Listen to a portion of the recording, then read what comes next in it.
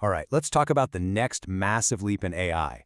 Imagine an AI that doesn't just write a report about your product, but actually goes out and launches the product itself. We're moving from AI that just answers us to AI that actually acts on our behalf. This is the rise of agentic AI, and it's changing everything because our code is officially starting to make its own decisions. So what exactly is agentic AI? Well, the key word here is autonomous. We're not talking about a tool that you give one-off commands to. We're talking about a system where you give it a big, high-level goal and it just figures it out. It operates on its own for a long time without you having to hold its hand. This isn't just another upgrade, you guys. This is a whole new category of AI. You know, here's probably the best way to get your head around it. The generative AI we've all been using, that's like a brilliant intern. You ask it for a report, it gives you a fantastic report. But an agentic AI, that's a project manager. You don't give it a task, you give it a mission. You say, get this product to market, and it figures out the whole shebang, the marketing, the logistics, all of it. Okay, but how does that actually work? I mean, what's the magic ingredient that turns a simple chatbot into a self-directed agent? Well, it all comes down to how they think. Look at it like this. The AI we're used to is basically passive, right? It just waits for us to tell it what to do. Agentic AI is proactive. It doesn't wait, it takes a broad goal, it reasons about the steps needed, and then it makes its own plan to get there. It's not just a tool anymore, it's more like a partner. And this is the engine that makes it all possible. It's a really simple but incredibly powerful loop. First, it reasons. It looks at the big goal and breaks it down into smaller, manageable chunks. Then, it acts. It goes out and uses tools just like we would, searching the web, running some code, you name it. And here's the crucial part. It learns. It looks at the result of its action and says, okay, did that work? How can I do better next time? This constant cycle of reason, act, learn is the key to its autonomy.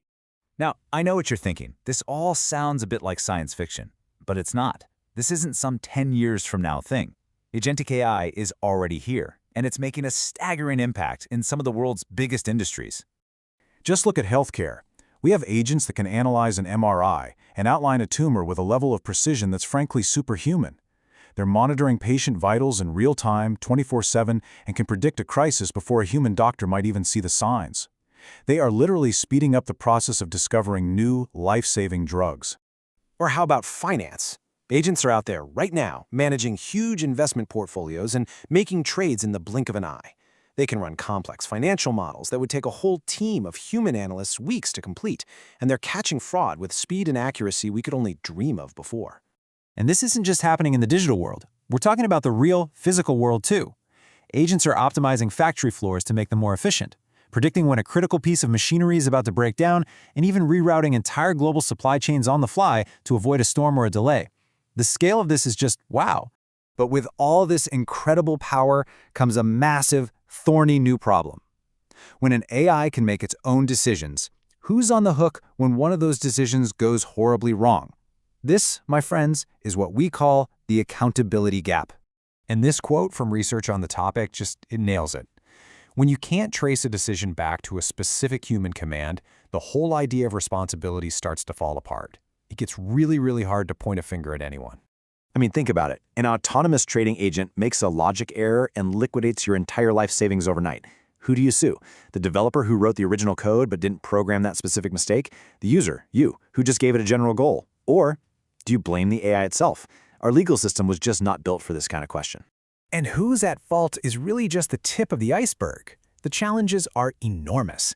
How do we even guarantee these things are safe and reliable? How do we stop someone from using an agent for malicious purposes? And how can we ever really trust a system that is, by its very nature, unpredictable, especially when they start coordinating with other agents? So, is this just an unsolvable mess? Well, not necessarily. The good news is that some of the smartest people on the planet are working on this, trying to build the guardrails we're going to need to develop these systems responsibly. And the path forward seems to be a layered approach. First, you keep a human in the loop for the really big, critical decisions. Second, you have to test these things relentlessly. I mean, you basically hire other AIs to try and trick them into messing up. And finally, you use some pretty advanced math to actually prove an AI will behave the way you expect, so there are no catastrophic surprises.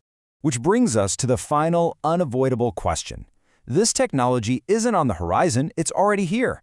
It's working in our hospitals, it's managing money in our markets, it's running our factories. They are already a part of our world. So the real question for every single one of us is, are we ready to share it with them?